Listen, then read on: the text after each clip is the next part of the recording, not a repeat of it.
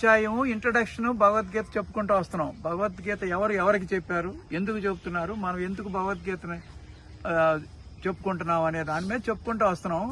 ఆ భగవద్గీతలో ఎన్ని శ్లోకాలు ఉన్నాయి, ఎవరెవరు చెప్పారు, అవన్నీ కూడా చెప్పాము.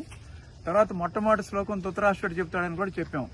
అసలు ధృతరాష్ట్ర ఉవాచతో ఎందుకు స్టార్ట్ చేశారంటే, ధృత అంటే గట్టిగా పట్టుకోవటం, ఆ రాజ్యాన్ని గట్టిగా పట్టుకోవటం, తనకి కాని దాన్ని గట్టిగా పట్టుకోవటాన్ని ధృత అంటే పట్టుకోవటం అనమాట. అలా ప్రతి మానవుడు కూడా తనది కాని శరీరం కోసం పట్టుకుంటాడు. తనది కాని శరీరాన్ని పట్టుకుంటున్నాడు కాబట్టి ఆ భగవద్గీతని అక్కడి నుంచి మొదలు పెట్టారనమాట.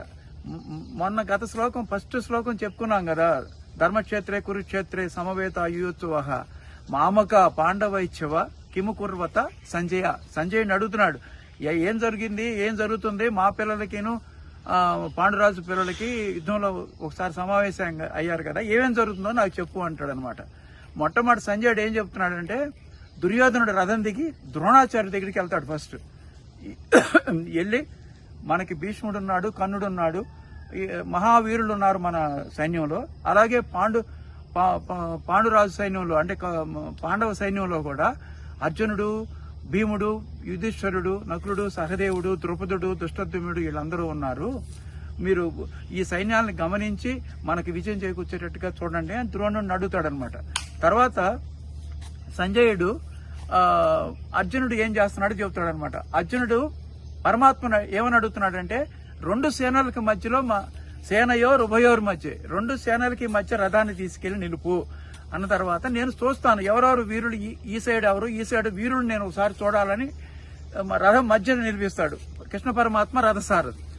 మధ్య రెండు సేనలకి మధ్యలో రథం నిలిపిన తర్వాత ఒక్కొక్కరిని చూస్తాడు. బంధువులు, మిత్రులు, తాతలు, తండ్రులు, మేనమామలు వీళ్ళందరినీ చూస్తాడనమాట. చూసి నా ఒళ్ళు జలదరిస్తుంది, నాకు చాలా భయంగా ఉంది అని తనకున్న గాంధీవాన్ని పడేస్తాడనమాట. పడేసి నేను యుద్ధం చేయను, ఎందుకంటే అందరూ మిత్రులు, బంధువులు, అన్నలు, తమ్ముళ్ళు, మనవాళ్ళు, పుత్రులు ఉన్నారు. వీళ్ళని చంపి నేను విజయం సంపాదించి నాకేం లాభం, అనవసరంగా మన కుల స్త్రీలు కులటలు అయిపోతారు, పతితులు అవుతారు. వాళ్ళు పతితులు అయితే తర్వాత వచ్చే సంతానం సరైన సంతానం రాదు, వాళ్ళు పిండాలు బెటరు, సరైన మన ఈ క్రమంలో మొత్తం రాజ్యాల్లో సంతతే నాశనం అయిపోతుంది అని అర్జునుడు చెప్తాడనమాట. ఇంతవరకు ఈ సారాంశం చెప్పి మొదటి అధ్యాయంలో రేపు